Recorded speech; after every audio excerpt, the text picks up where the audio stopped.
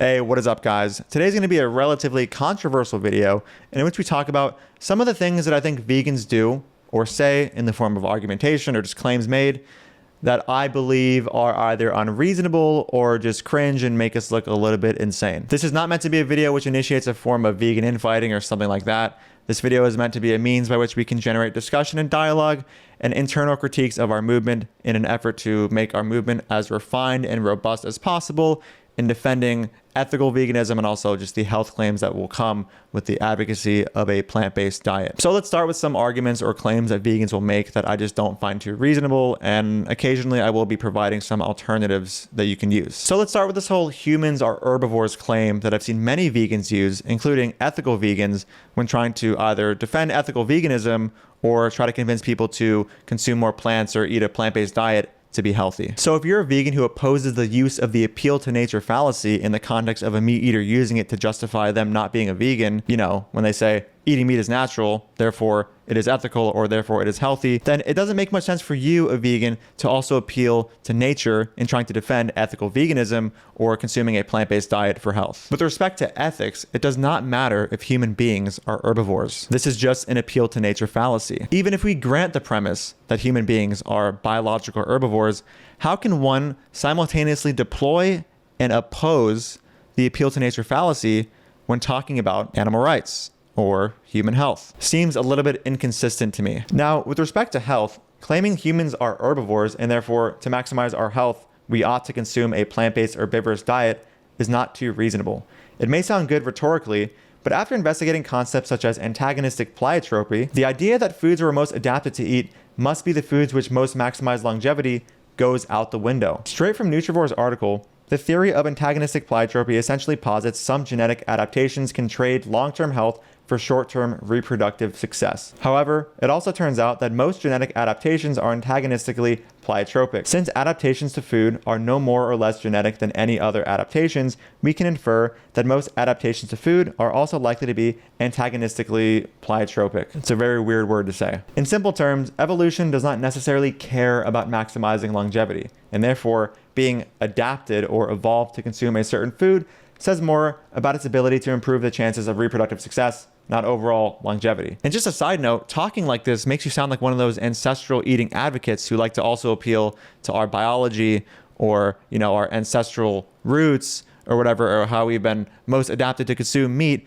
to justify the claim that today we should now eat meat and, you know, for sure it'll maximize longevity because we've evolved to do it. If you're a vegan and you are trying to convince somebody of the potential health benefits of a vegan diet, a better route would be to provide rigorous and robust health outcome data demonstrating good health outcomes in human beings today. Another thing related to health is when vegans use the fact that consuming dairy requires you to consume a substance from another species as a reason to think that it is unhealthy. And to be clear, this is very different from trying to paint dairy consumption as weird, repulsive, or ironic, because it is literally the breast milk of another species which adult humans are regularly consuming. I'm talking about when these things are pointed out in an effort to substantiate the claim that dairy is unhealthy. It sounds very similar to the nature stuff before, like, oh, it's so unnatural to consume dairy, therefore it can't possibly be healthy. Or like human beings are the only species to consume substances or secretions from another species. Oh my God, like obviously it's unhealthy. But how can we really know this just from this fact? It could be the case that consuming something from another species could be healthy. We'd have to just run the data. There are many things that human beings uniquely do as a species which other species don't do,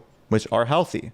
Take, for example, modern medicine or surgery. Instead of making these bad arguments, instead, as indicated before, go over health outcome data on dairy and health and see if the conclusions of the data support the claim that dairy is not healthy. So let's get onto something outside of health, and I'm definitely going to be triggering some vegans with this one. When somebody comes out as an ex-vegan, there are usually hordes of vegans in the comment section saying there is no such thing as an ex-vegan or you were never vegan.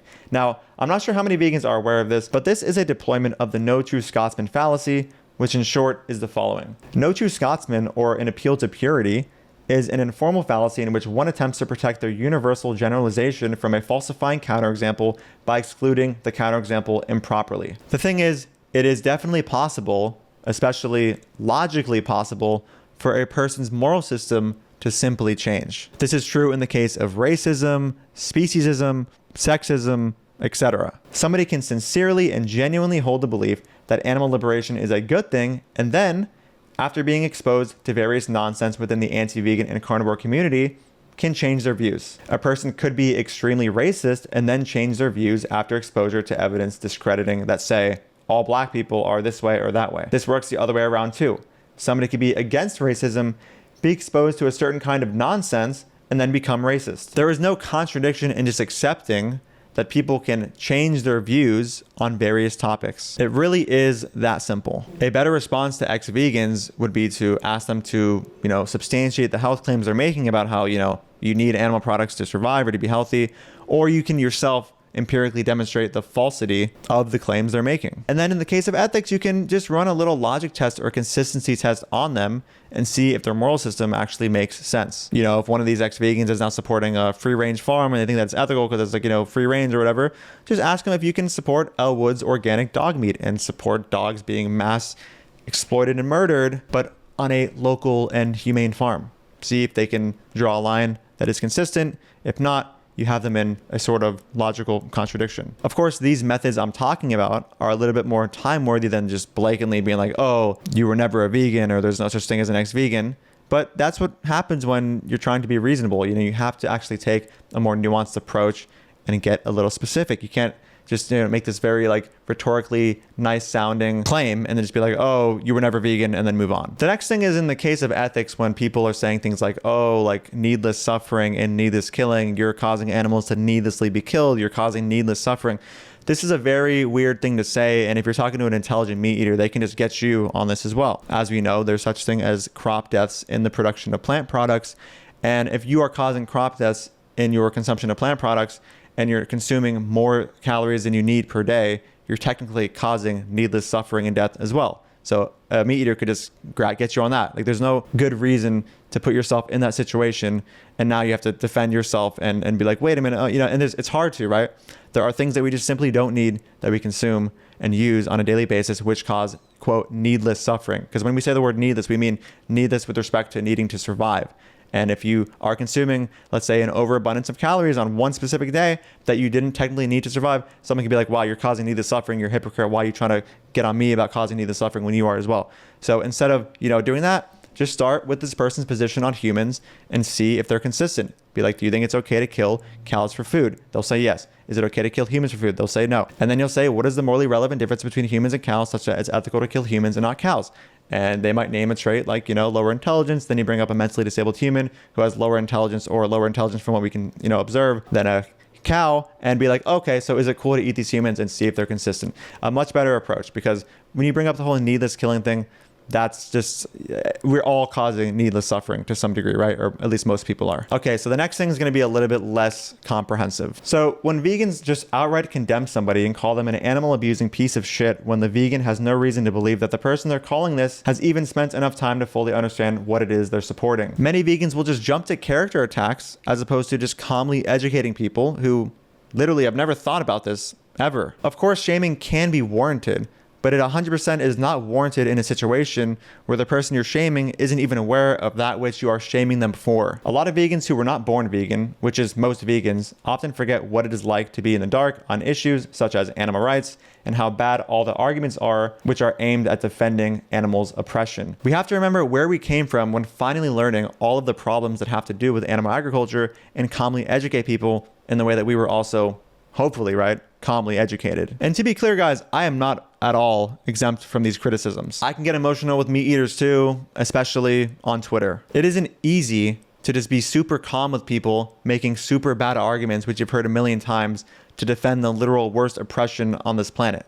It's not easy to just be like, oh, you're just defending literally torture and death. And I'm going to calmly be like, hey man, have you ever thought about it's hard to do that. And I totally get it. And I can empathize with that experience. And now let's talk about toxic vegans, which tend to overlap with the types of vegans I mentioned just now. There is a large amount of room in the vegan movement for people who are overall very negative and toxic in their own life to join, and without realizing it, use the vegan movement as just another excuse to shame and be shitty to people. When I see these kinds of vegans, it becomes very clear to me that it is very likely that these vegans struggle in their interpersonal lives and are just as toxic in their in-person relationships as they are, shaming people and being a giant dickhead on the internet. And the last type of vegan I want to discuss, which overlaps a lot with these last two vegans I've described, are the misanthropic vegans.